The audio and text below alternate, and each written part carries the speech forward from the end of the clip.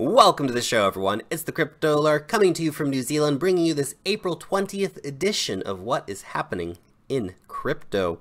Bitcoin $8,274, Ethereum $559. The whole market is on an absolute ripper right now. Almost everything in the green.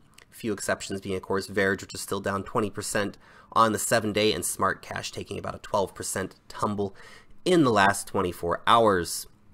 Huawei unveils Hyperledger-powered blockchain service platform. That is a massive announcement. Huawei, of course, a gigantic player in the mobile scene. We've seen actually a lot of these companies getting more involved recently. Samsung coming out with recent announcements, for example. Huawei, though, that's another massive one to put on the list, and of course, will be something to definitely keep an eye on moving forward. Venezuela's Petro is awarded the Satoshi Nakamoto Prize. Well, this is a very interesting one, isn't it? Now, the Satoshi Nakamoto Prize is an award given by the Russian Association of Cryptocurrency and Blockchain in a ceremony that was held at Moscow's World Trade Center. This is very interesting. Now, obviously, I know there's a lot of strong opinions one way or the other on the Petro, but nevertheless, it is getting a reward, even if it is from the Russians, who, of course, are looking to utilize the Petro as well. So take it for what it is, but that award has been given. That is a thing.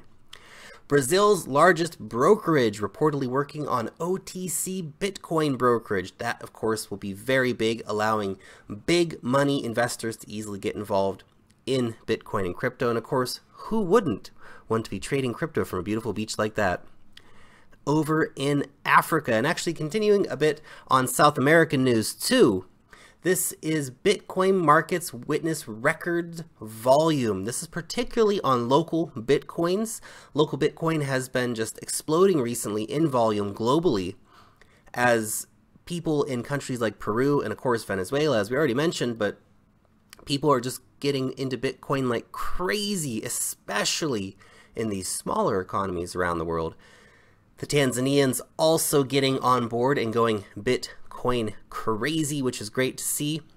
And Zimbabwean startup Golix is about to enter the South African market. Now, Golix, of course, has been a cryptocurrency exchange which has made a lot of headlines in Zimbabwe because Bitcoin trades at such a higher price in Zimbabwe because the demand for it is so high and the availability of it is so relatively low to demand. The Saudi Telecom signs a MOU, or Memorandum of Understanding, with blockchain specialized firm Consensys. This is a very interesting announcement for sure. Consensys is one of those projects that's just quietly working in the background all the time, getting all these really cool projects set up, signing all these very interesting partnerships. It's definitely a company to keep an eye on in the future. Cryptocurrency exchange Huobi to launch London office, looks to expand beyond Asia. This, of course, is just a continuation in the series of cryptocurrency exchanges looking to diversify their footprints in a more global fashion. Now, the launch in London, that's interesting. Of course, what will the implications be when the UK leaves the EU? Perhaps they might want to look at setting up another office in Malta so they can hang out with the guys from OKEx and Binance as well. Bithumb is going to be issuing its own coin. Very interesting. They will be having an ICO.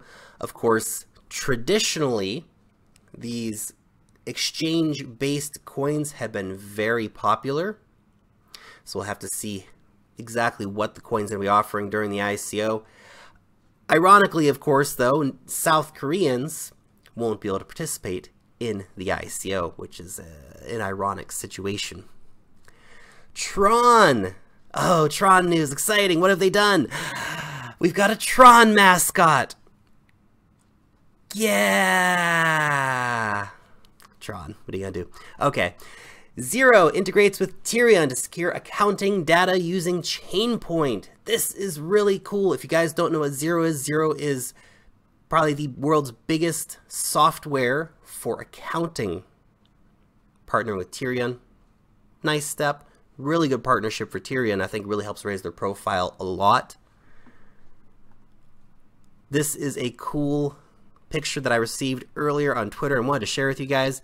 This is from Darren. He won the Lisk shirts, actually won 2 of them.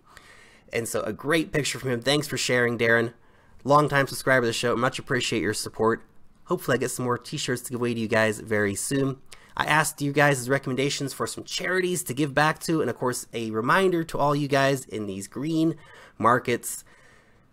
Never hurts to give a little bit back, guys. So we gave to Saving the Manatee. This is a South Florida based charity.